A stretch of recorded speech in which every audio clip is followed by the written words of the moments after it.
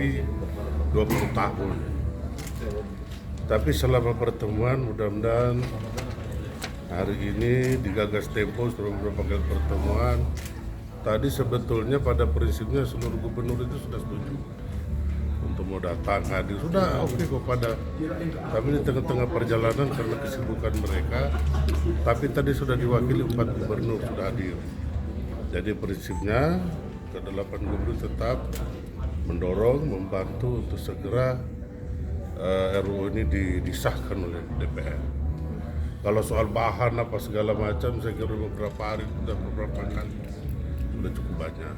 Tapi mudah-mudahan sekarang kita mohon bukan keilisan, tapi keberpihakan pemerintah untuk hadir di tengah-tengah masyarakat, khususnya masyarakat yang ada di kepulauan.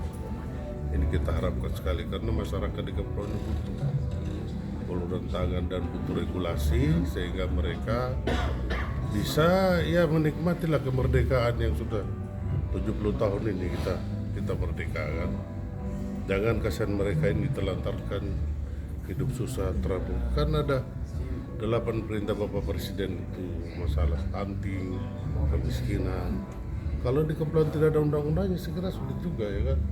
Tapi kalau ada, bagaimana kita turunkan stunting? Kalau daerah kepulauan masalah kebersihan tidak, jamban sulit, listrik sulit, transportasi sulit, air bersih sulit, semuanya sulit. Nah tapi kalau ada undang-undang tentang kepulauan hadir di tengah-tengah masyarakat itu, lah sumber daya alam yang dikelola menjadi bermanfaat bagi bangsa dan negara. Ini kan kita NKRI. Kalau di kepulauan maju, tentu Indonesia akan maju. Jadi tahun 2045 itu bisa kita mencapai Indonesia emas kalau daerah-daerah kepulauan sendiri udah maju. Tapi jangankan kita kelola ikan di daerah kepulauan ini, untuk cara kelolanya aja sulit. Karena coba air bersih tidak ada, tadi sampaikan. Stunting itu harus kebersihan jamban kita.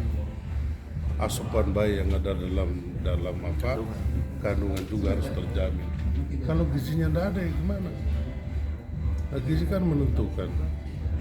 Transportasi sulit. Jalan tol kita sekarang, tol laut yang sudah direncanakan Bapak Presiden, nah ini harus segera juga dibangun di seluruh pulau-pulau. Ya mudah-mudahan dengan adanya pertemuan beberapa kali dengan Tempo ini, oleh karena itu kami kan berterima kasih kepada Tempo yang sudah menjembatani. Karena pembahasan RUU ini di DPD sudah, di DPR sudah, di mana-mana sudah. Dan kami kan orang-orang partai sebetulnya. Nah oleh karena itu kehadiran 4 gubernur hari ini, harusnya 5 dengan Bangka Belitung tadi, cuman tiba-tiba karena Bangka Belitung kan pejabat, dia juga dirjen migas, sehingga mungkin di tengah perjalanan ada telepon menteri, dia balik ke menterinya dulu ya. Tapi saya kira prinsipnya tadi sudah berpesan, Bangka Belitung juga sudah memberikan dukungan dan semua memberikan dukungan terhadap pertemuan hari ini. Saya kira. Komunikasi terakhir dengan kementerian terkait sendiri bagaimana? Ya kementerian terkait ini sebetulnya mereka juga mungkin belum dikira mungkin kita meminta berlebihan. Kita juga tidak meminta APBD yang berlebihan. Tidak ada. Yang terpenting sekarang kita minta itu negara hadir untuk penyimbangan tentang pembagian kue. Nah, kalau ada kue nggak dibagi rata kan kacau, ada yang lapar, ada yang kenyang. Kan ibarat ada roti kalau dibagi-bagi 37 ya sekarang ya, 37 provinsi kan semuanya merata. Kalau Papua ada undang-undang otonomi khusus, Aceh, lah masa kita nggak punya. Sulawesi Tenggara juga ada kerajaan, kita kerajaan terkenal dari abad ke-13, kita punya kerajaan seperti DIY, Daerah Istimewa Yogyakarta, kita nggak diberikan daerah istimewa juga kita oke. Tapi paling tidak undang-undang tentang kepulauan ini, ya, marilah kita dipercepat. Pak Gop, satu idealnya Pak untuk Sulawesi Tenggara kuenya itu berapa Pak yang dibutuhkan? Ya, kita bukan minta kue yang banyak. Coba sekarang kita lihat APBD-nya DKI 87 triliun. Tidak punya tambang. Nah, saya cuman 5,2 triliun. Saya punya tambang. Saya punya penghasilan yang berlimpah ruah. Saya punya aspal, saya punya kayu, saya punya laut, pariwisata semua. Tapi tidak nyampe barang itu di sana. Dana bagi hasil juga datangnya terlambat. Kita sudah bahas APBD baru datang. Jadi ini yang perlu dibahas dalam undang-undang itu, pembagian kue yang merata. Lah kita kalau kue DAU kan hitungnya itu kan luas wilayah dan jumlah penduduk. Wilayah kita itu kan pulau-pulau.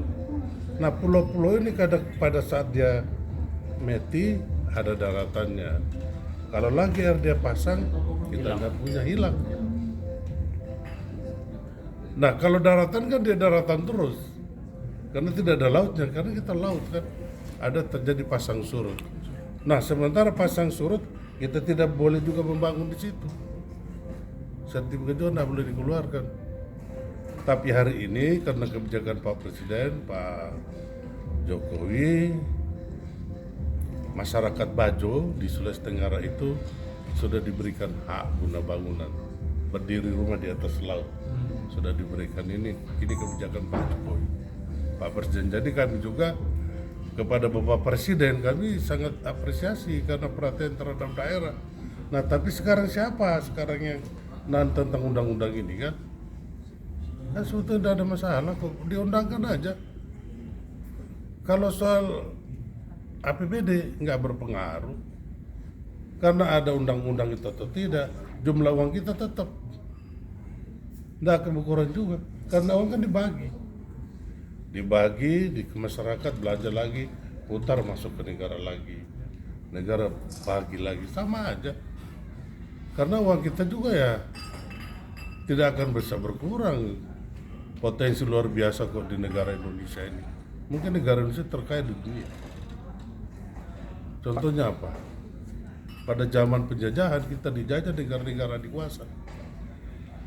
Pada datang di sini, Belanda datang semua. Berarti kita negara kaya, tapi kita tidak kelola. Kenapa tidak kelola? Nah regulasinya ini mudah-mudahan dengan adanya undang-undang tentang daerah kepulauan ini kita mengatur potensi di daerah, siapa yang ngatur, siapa yang berhak di situ. Kita punya kewajiban ke pusat tetap. Saya kira kalau ini undang-undangnya sudah ada, mudah-mudahan lah pertumbuhan ekonomi kita cepat. Kalau di Sulawesi Tenggara maju, ya yang dapat nama pusat.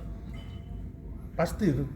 Seperti kita, kalau desa maju, berarti kecamatannya juga akan baik. Kalau kecamatan baik, kabupatennya akan baik. Kalau kabupatennya baik, provinsinya akan baik. Provinsinya baik, ya pusat akan baik. Semua sejahtera. Pak Gub, bagaimana tentang DPR sendiri Pak? Apakah memang jadi Nah ini kendala? kita akan coba, mudah-mudahan dalam waktu dekat ini kita bersama-sama Tempo, Pak Arif dengan Bu Ade ini mungkin kita akan coba berkunjung bersilaturahmi dengan Mbak Puan Ketua DPR ya mudah-mudahan Puan juga ya bisa memberikan respon kita semua. Dan saya kira kalau ini kita sudah sampaikan ke Ibu Puan, pasti kok kita direspon dengan baik. Kan Ibu Puan orang yang sangat bijaksana.